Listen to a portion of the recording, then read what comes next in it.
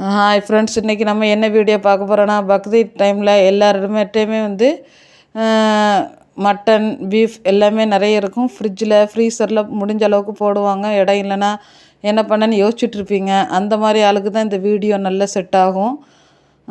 இந்த மெத்தடில் நீங்கள் செய்து வச்சிங்கன்னா ஃப்ரீசர் தேவையில்லை. சும்மா சாதா கீழே வச்சுக்கலாம். வெளியேயுமே ஒரு 2 நாள் வச்சுக்கலாம்.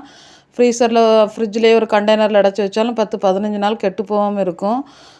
அந்த மெத்தேடு தான் இப்போ நான் உங்களுக்கு சொல்லித்தர போகிறேன். கறியை நல்லா கழுவி ஒரு மணிக்கூர் நல்ல ஒரு கண்ணு பாத்திரத்தில் வச்சோம்னா அழகாக அதில் உள்ள தண்ணி அவ்வளோவும் இறங்கிரும்.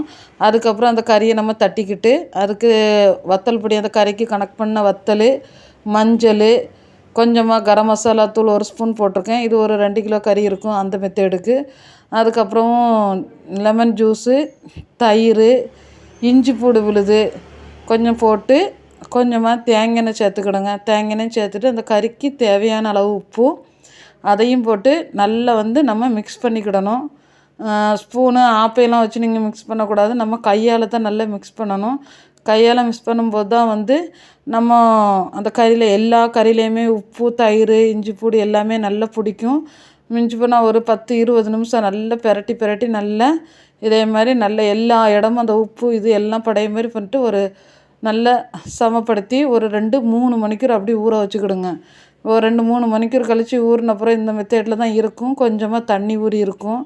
இந்த டைமில் நம்ம என்ன செய்யலாம்னா, எல்லாமே ரெடியாக இருக்குது. இதில் ஒன்றுமே நம்ம எதுவுமே சேர்க்க போகிறது கிடையாது. மண் சட்டியில் தூக்கி தட்ட போகிறோம். மண் சட்டி இருந்துன்னா நீங்கள் போடலாம், இல்லைன்னா வேறு சட்டி யூஸ் பண்ணால். நம்ம மீதி உள்ள சட்டிலாம் கொஞ்சம் அடி பிடிக்கும். மண் சட்டி இல்லாதாலும் குக்கரை ஓப்பனில் போட்டு பண்ணுங்கள். இதேமாரி ஒட்டாமல் அழகாட்டு வரும். நல்லா போட்டு கிண்டி கொடுக்கணும். கிண்டி கொடுக்கும்போது அந்த கறியில் உள்ள அந்த உப்பு, லெமன்லாம் சேர்ந்தனால அந்த கறியில் உள்ள தண்ணி வந்து இறங்கியிருக்கும். ஒரு 10 நிமிஷம் மூடி போட்டால் இதேமாரி ஃபுல் தண்ணியுமே வெளியே வந்துடும்.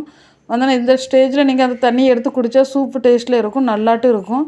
ஆனால் இந்த ஸ்டேஜில் நல்லா போட்டு கிண்டி விட்டுக்கணும். இந்த கறியில் உள்ள தண்ணி வற்றும்போது இந்த கறி வந்து வெந்துடும். அதுக்கப்புறம் நம்ம குக்கர்லலாம் போடன்னு தேவை கிடையாது. நம்ம நல்லா இதேமாதிரி கிண்டி கொடுத்து இந்த எண்ணெய் இப்போ தான் பிரிஞ்சு வர ஸ்டேஜில் இருக்குது.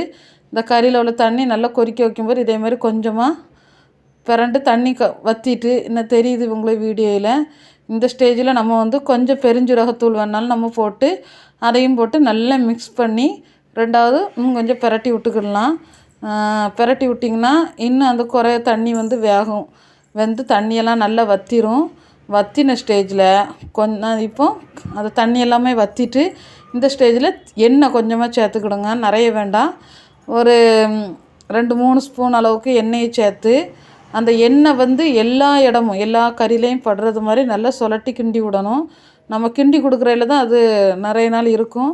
எல்லா இடம் படைய மாதிரி அந்த எண்ணெயும் நல்லா விட்டு கிண்டி விட்டுட்டோம்னா அந்த கறி வந்து நல்லா வெந்து ஒரு சின்ன பொரிச்ச ஸ்டேஜ் மாதிரி வந்துடும். இப்போவுமே இந்த கறியை நீங்கள் எடுத்து சாப்பிட்றதுக்கு அவ்வளோ டேஸ்ட்டாக இருக்கும். அப்படி இந்த ஸ்டேஜில் எடுத்து தின்றுடலாம்.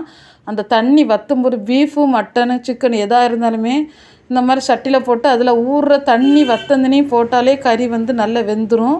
எக்ஸ்ட்ரா நம்ம தண்ணி எதுவுமே சேர்க்க தேவை இருக்காது. இந்த மாதிரி நல்லா கிண்டி விட்டுக்கிடுங்க.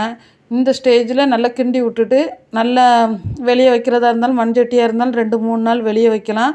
இல்லை எங்களுக்கு ஃப்ரீசரில் இடம் இல்லை, ஃப்ரிட்ஜில் செட் பண்ணனா இப்படி நல்லா ஆற வச்சு நீங்கள் அதை ஒரு கண்டெய்னரில் அடைச்சி வச்சிங்கன்னா 10-15 நாள் அந்த கண்டெய்னரில் இருந்தாலும் ஒன்றும் செய்யாது. ஆனால் நல்லா ஆற வச்சு நீங்கள் இது பண்ணணும். வீடியோ பிடிச்சா லைக் பண்ணுங்கள், ஷேர் பண்ணுங்கள், கமெண்ட் பண்ணுங்கள்.